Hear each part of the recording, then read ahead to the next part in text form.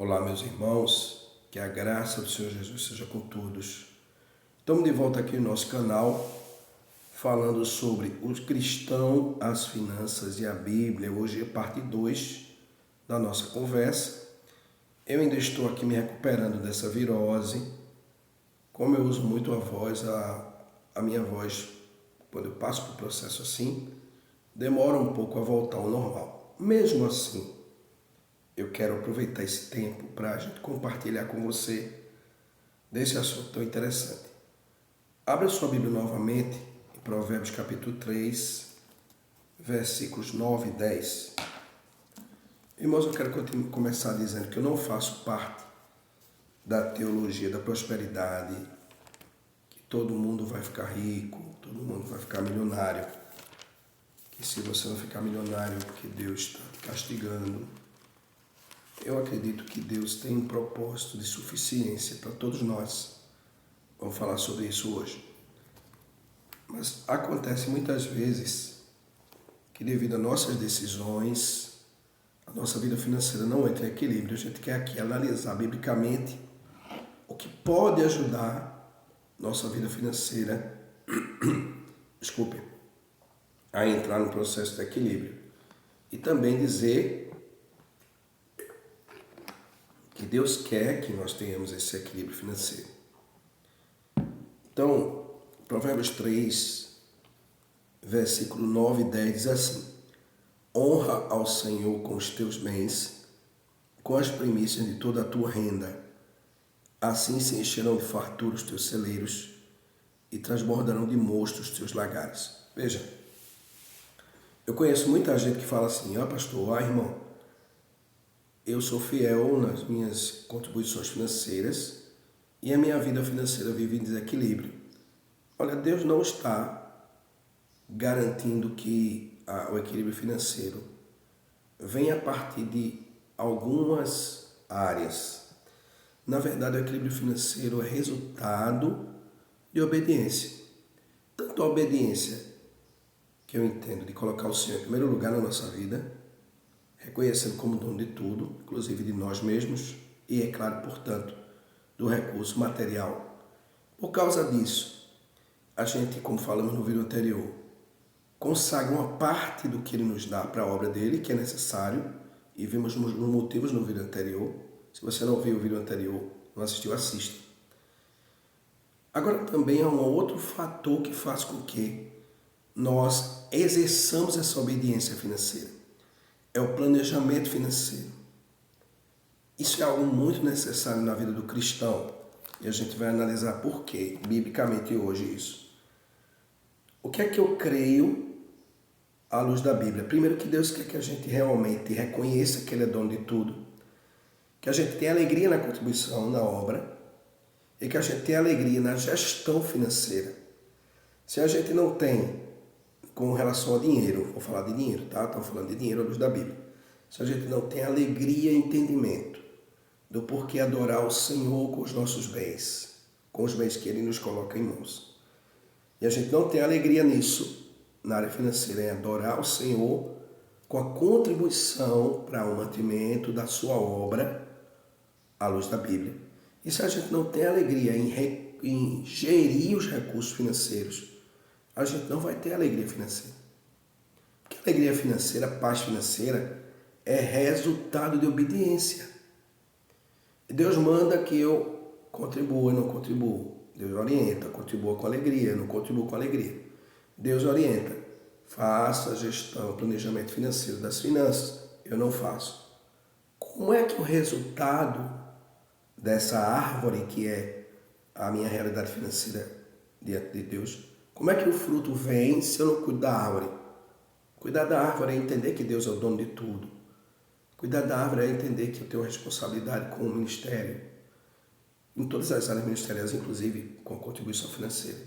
Cuidar da árvore é entender que eu sou a pessoa responsável, ou eu ou minha esposa, alguém na família, precisa cuidar do dinheiro da família da maneira competente. Tudo na vida tem que ser feito de forma competente, ou não vai dar resultado. Por que eu acho, então, que a organização financeira vai acontecer por acaso, obra do acaso. Nada é obra do acaso. A gente já sabe disso. Também não vai ter obra do acaso na vida financeira. O que é que a gente precisa? Planejamento financeiro. Então, o que é que Deus planejou? Deus planejou suficiência lá no Éden, colocou o homem no jardim, a mulher, a família, com suficiência financeira ou material, ou de víveres, de provisão, de alimento, de vestuário, de tudo. Mas houve algo que trouxe a insuficiência, que foi o pecado. O pecado trouxe a insuficiência. Preste atenção. É o pecado que afeta a suficiência financeira também, na igreja e na família. O que é que a insuficiência traz? Dores, ansiedade, divórcios, problemas na obra de Deus, sustento dos obreiros, sustento dos ministérios. Devido ao pecado, tudo isso entra no contexto que não deveria entrar. Como é que eu vivo financeiramente à luz da Bíblia? Como é que eu vivo aprovado por Deus financeiramente no contexto bíblico? Primeiro, eu honro ao Senhor com os bens, como a gente lê o Provérbios 3, conselho de Salomão. Honre o Senhor com seus bens, com as primícias de toda a sua renda. E aí se encherão de fartura celeiros e lagares. Agora, além de honrar o Senhor, eu preciso de planejamento financeiro. Isso é bíblico. Vamos dar uma olhada em Lucas capítulo 14, versículos 28 a 30. Vamos lá? Jesus falando aqui. Lucas, que era extremamente detalhista, registrou essas palavras do Senhor Jesus. Lucas 14, 28 a 30. Diz assim, ó. Jesus está dando um exemplo aqui sobre um homem que ia construir. Veja o que ele diz. Pois qual de vós, querendo edificar uma torre, não se senta primeiro a calcular as despesas para ver se tem com que a acabar? Para não acontecer que depois de haver posto os alicerces e não a podendo acabar, todos os que a virem comecem a zombar dele, dizendo: este homem começou a edificar e não pôde acabar. Meus amados, tudo que a gente for fazer financeiramente precisa de planejamento. Com planejamento já é difícil. Pode haver imprevistos. Então você vai fazer compra, você vai fazer uma aquisição para a sua vida. Você vai fazer um investimento em educação. Calcule o que você tem, o que você precisa antes. Quando você sair para comprar, estabeleça o valor que você vai usar antes. Quando você for passear, quando você for às férias. O problema é que a gente conta com dinheiro que a gente não tem muitas vezes. A gente gasta por conta. São alguns hábitos. Usar o cartão de crédito. Às vezes nem o próprio cartão. Administrar mal o crédito. O cartão de crédito ele tem 14% de juros ao mês, no mínimo. São 400% de juros ao ano embutidos ali. É o seu dinheiro indo embora pelo ralo. O ideal não é você usar cartão de crédito, é você ter sua própria sua própria reserva financeira. Para isso você tem que planejar suas finanças. Para isso você tem que realmente cuidar das suas finanças. Então, precisamos parar com o endividamento do cartão de crédito e construir um fundo de emergência. Separar 10, 5, 2% cada mês, de acordo com a sua condição. Senta aí, faz uma planilha. Tudo que você usa, gasta durante o mês. Anota tudo. Usa um aplicativo. E aí você vai anotando quanto custa seu mês e quanto é seu ganho mensal. E aí você vai colocar o seu ganho mensal e os seus custos alinhados. Custos que são regulares, não custos variáveis. Aliás, renda variável, se você tem renda variável, ganha um pouco fixo e um pouco variável, Coloque seus custos mensais essenciais como alimentação, transporte, moradia, educação. Procure colocar dentro dos seus ganhos regulares. O que for variável, você coloca outras coisas no variável. No a mais, numa comissão extra, numa renda extra. Mas a sua renda principal tem que acompanhar as suas despesas regulares. Para evitar o cartão de crédito. O cartão de crédito não é renda extra. Provérbios 22, versículo 7, estou falando da Bíblia, né? O que é que a Bíblia fala aqui, ó? Provérbios 22, 7, parte B. A Bíblia fala que o que toma emprestado é servo do que empresta. Quando você toma emprestado. Porque assim, o que é o dinheiro? O dinheiro é uma ferramenta de trabalho. O dinheiro é um produto no mercado. Um administrador de cartão de crédito, ela está vendendo dinheiro para você num preço muito caro, com ágio muito alto, com juros muito alto. É você comprar R$100 para pagar 114. É muito. Então você está tomando dinheiro emprestado. Na hora que você está tomando dinheiro emprestado, o dinheiro deles, você não tinha aqueles R$100. Você vai comprar uma garrafa. Aí você pensa, eu não tenho aqui R$100 da garrafa, mas, um exemplo, né? Mas eu passo no cartão. Então você pegou R$100 emprestado do cara lá, da empresa, do cartão de crédito. E aí, ao invés de pagar R$100 para essa garrafa, você está pagando 114. Você entendeu? Quando você for pagar, você paga R$100, você paga 114 para administrador. Porque você pegou emprestado. E aí você se tornou servo. Por quê? Porque você tem que aceitar as condições de quem está te emprestando. É muito melhor você segurar um pouquinho mais suas necessidades dentro do possível. Saber quanto a vida custa. Fazer conta. Controlar seus impulsos.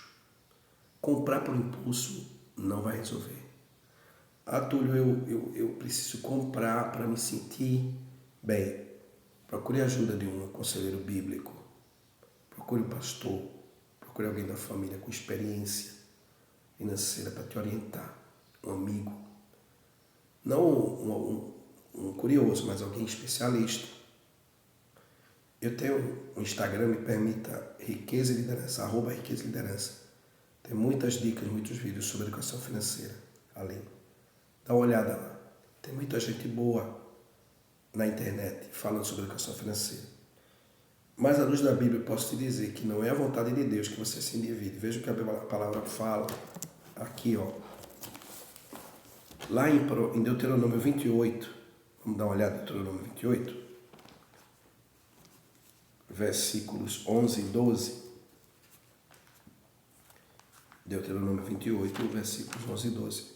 O Senhor está falando aqui da bênção e da maldição. Ele fala da obediência, e por conta da obediência vem bênçãos. E ele elenca aqui, ele faz uma lista grande de bênçãos. Veja quais são algumas dessas bênçãos. Tem uma série de bênçãos. Mas eu vou ler só o verso 11 e 12, para você entender aqui o que é que Deus considera como bênção. Ele fala assim, ó: e o Senhor te fará prosperar grandemente no fruto do teu ventre, no fruto dos teus animais e no fruto do teu solo, na terra que o Senhor com juramento prometeu a teus pais te dar. Aí veja só, o Senhor te abrirá o seu bom tesouro, o céu para dar à tua terra a chuva no seu tempo e para abençoar todas as obras das tuas mãos. Agora veja esse final aqui. E emprestarás a muitas nações, porém tu não tomarás emprestado. Bênção é emprestar. Então, tomar emprestado é o quê? Pensa comigo. Se ele está dizendo que vai abençoar para o que o camarada não peça emprestado. Então, viver pedindo emprestado, qualquer coisa. Qualquer coisa vai lá e usa o cartão. Cartão para comprar caneta, uma coisa tão pequena. Uma máquina de calcular. De repente começa usando crédito, coisas maiores, e vai acostumando. E o cartão de crédito se torna um hábito, se torna uma armadilha. Aqui o cartão de crédito, esse que, o senhor também usa? Não, esse é um cartão de débito, eu não uso cartão de crédito.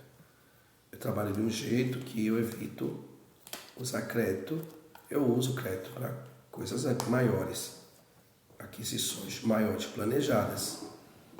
Usar crédito não é pecado, agora precisa saber usar. Usar cartão de crédito para qualquer coisa, para tudo, você já perdeu o controle, precisa de ajuda nisso aí, por favor. Peça ajuda do Senhor e saia do endividamento, porque o endividamento não é a vontade de Deus para o seu povo. Deus projetou crescimento financeiro e bênçãos financeiras, com planejamento. Veja o que Jesus disse lá, voltando para Lucas 14, 24. A pessoa, antes de fazer algo, ela pensa se vai poder fazer. E a gente não tem muita essa paciência, não é?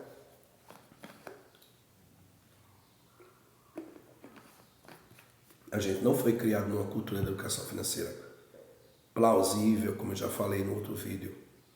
Uma educação financeira competente. A gente quer resolver tudo. Olha, nunca se resolve tudo. Ah, pastor, mas eu quero comprar tudo. Nunca você vai comprar tudo. Nunca. Ah, mas eu quero resolver logo. É só ilusão. Jesus ensina um dia de cada vez. Tenha paciência. Vai resolvendo suas coisas com calma e logo vai sobrar dinheiro no seu orçamento. Mas se você tentar comprar tudo de uma vez, nunca vai sobrar. Você vai estar sempre devendo no cartão e mais os juros que te consomem as forças. Então fica aqui uma pergunta para você, meu irmão, minha irmã. Nossa mentalidade financeira é bíblica? Desculpa. Como é que você pensa biblicamente? Você talvez pense, mas dinheiro é uma coisa errada. Dinheiro é a raiz de todos os males. É por causa dessa mentalidade que a gente muitas vezes não guarda dinheiro. Porque o nosso inconsciente aprende que dinheiro é pecaminoso, é corrupto. O amor ao dinheiro é a raiz de todos os males. Na verdade, o amor ao dinheiro é a raiz de todos os males. Ou seja, a idolatria. Aliás, a idolatria de qualquer coisa é um problema sério.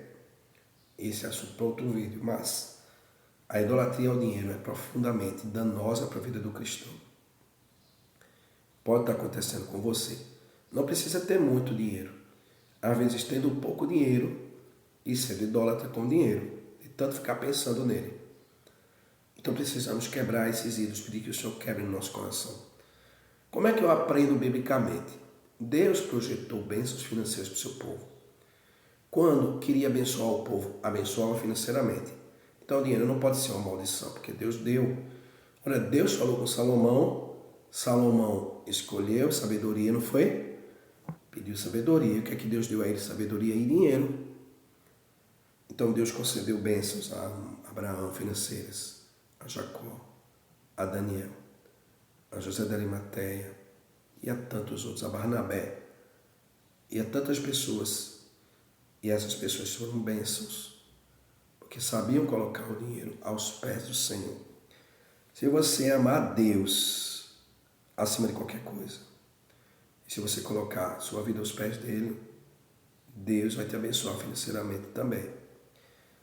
Que a nossa vida financeira ela precisa ser uma bênção nas mãos do Senhor.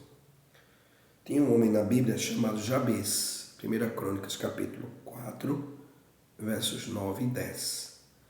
Tem até um livro escrito por Bruce Wilkinson, A Oração de Jabez, ou de Jabes, como alguns falam. Jabez foi um homem, eu vou ler o texto para você. Vamos lá, 1 Crônicas 4, 9 e 10. 1 Crônicas 4, 9 e 10. Diz assim. O nome dele significava dores. E a Bíblia diz que a mãe dele teve ele com muitas dores, né? 1 Crônicas 4, falando da genealogia aqui, a Bíblia diz assim: Jabez foi mais ilustre do que seus irmãos. Sua mãe lhe puseram o nome de Jabez, dizendo: porquanto com dores o dei à luz. Jabez invocou o nome do Deus de Israel, dizendo: Tomara que me abençoes e estendas os meus termos, que a tua mão seja comigo e faças que do mal eu não seja afligido. E Deus lhe concedeu o que lhe pedira.